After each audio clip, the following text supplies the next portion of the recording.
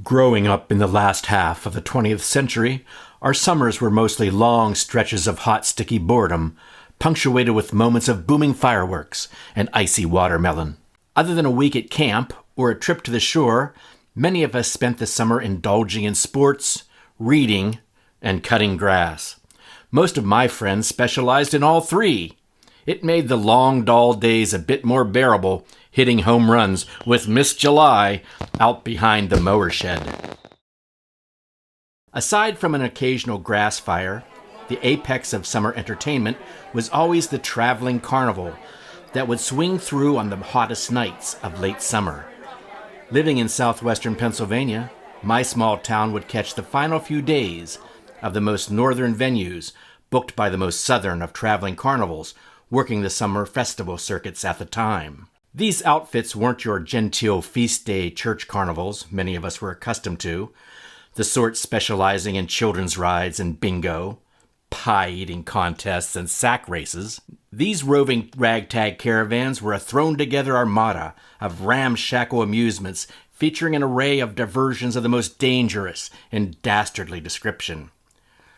Most of the rides fell into two categories: strap-in centrifuge or catapult with metal seat. We would pay money and stand on line for the likes of the spine-compressing free fall or witlessly queue for the cranium-crushing cliffhanger. The libido-shattering log flume, with its splash of rank, ice-cold water soaking the laps of teenage couples, always a crowd favorite. Children's rides consisted simply of wildly overpowered Ferris wheels or filth-smeared fun slides. Not the usual theme park fare for sure. All rusty, aged contraptions held together with luck and hope, operated by equally bedraggled individuals, the wafting odor of fried foods and burned sugar unable to cover the stench of booze breath and diminished hope, the deafening clank of decrepit machinery highlighting the desperation and isolation.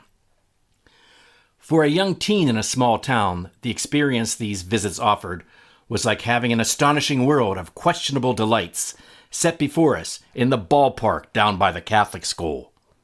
The bone-jarring rides, the greasy food, and cheap amusements created an atmosphere any Colosseum goer in ancient Rome would have found accommodating.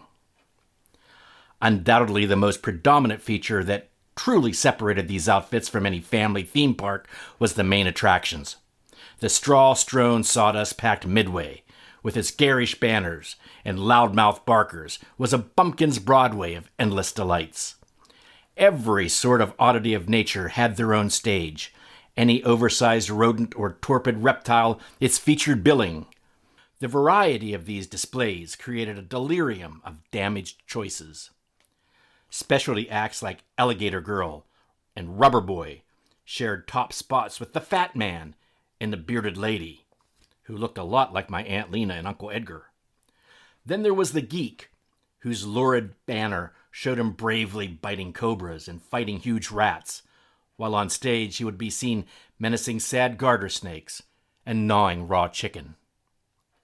And most harrowing of all, without a doubt, the horrible specter of chimp boxing, an event only slightly less cruel than it sounds by the fact that any adversary who faced the crazed primate was usually knocked senseless within seconds. The Midway specialized in boundless innuendo. Sights to astound and titillate were promised to all, and very often were delivered far beyond one's imagination.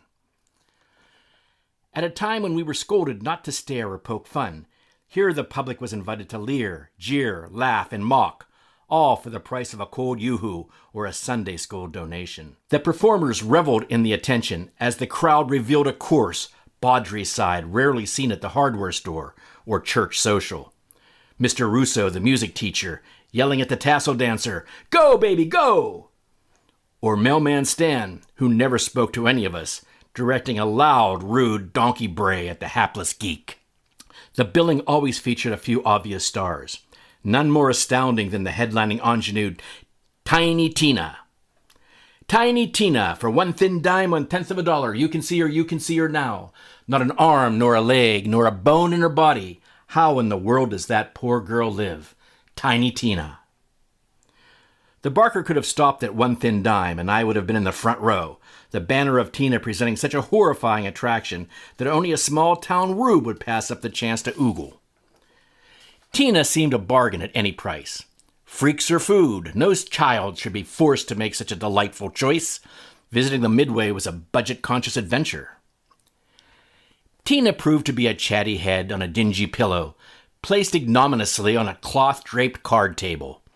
Around 35 years old, wearing heavy makeup, and dying for a smoke. Got one, hun? She'd answer any question, no matter how personal, talk about her days being carried around on that pillow, and generally prattled on about life with no bones, as cigarette ashes flitted around the tabletop. Existence for Tina was probably hard, but she seemed sassy and fun, if resigned to her life on a card table.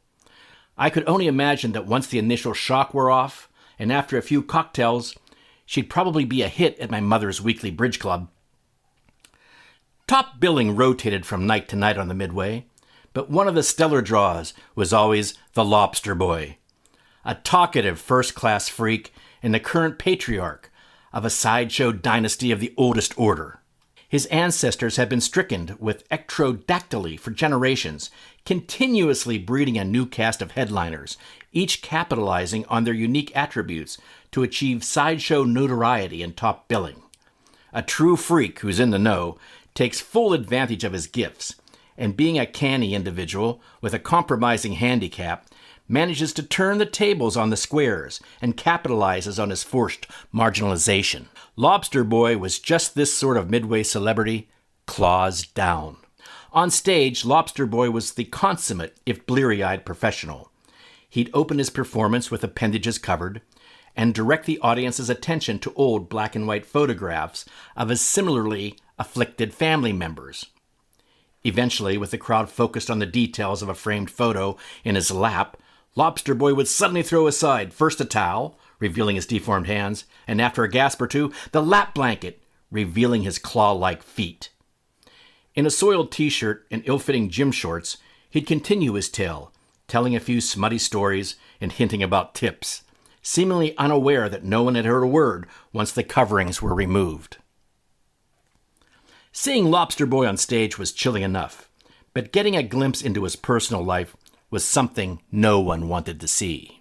It is impossible to remain anonymous in a small town, and having your father be the head of the volunteer auxiliary police force was no blessing. Having a cop for a pop essentially meant you did not want to be the kid seen stealing apples, much less the one caught naked during a midnight swim in the municipal pool. There are few perks to having a policeman for a dad, unless he happens to be in charge of security for an occasional event, such as a visiting carnival. In this position, Dad didn't monitor the carnival's amusements, say, mentoring the penny pitch operator to use more WD-40, or advising the hermaphrodite to add another sock. Rather, he arranged to have the site patrolled night and day, keeping an eye out for drinkers, fights, and car prowls, that sort of thing. The Saturday he asked if I would like to come along on his morning inspection of the carnival was as exciting as being offered a backstage pass to see the Beatles play at Disneyland on Christmas with Miss July. I jumped at the opportunity, then into my dad's Chevy Bel Air before he had a chance to reconsider or even ask my mother. At the fairgrounds, it was obvious that Friday night had not been kind to Saturday morning. What had appeared bright and exciting, if not seductively alluring in the darkness, was now a rusty wreck. Without the benefit of bright lights and blurring motion, the rides revealed their rickety condition, the tawdry amusement stands appearing shabby and pathetic, the freak show banners even more vulgar in bright daylight. We made our way across the littered Midway, back to where the carnival workers and performers parked their trailers, vans, and campers. An array of Florida, Georgia, Arkansas license plates greeted us. Stars and bars, and hell no bumper stickers on ready display.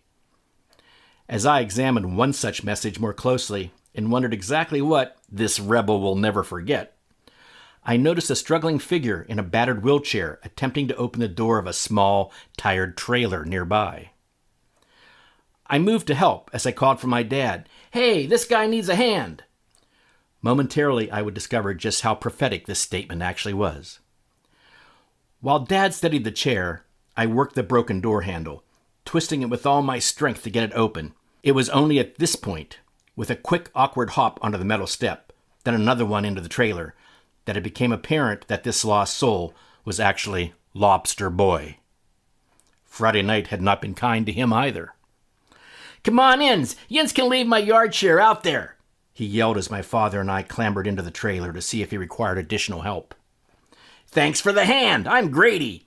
He grinned as he offered a muscular, deformed claw to my dad, who obligingly shook it. Having been dutifully taught to greet any adult with a firm handshake, I kept my limp, sweaty mitt at the ready, but not offered, and found myself thankfully ignored.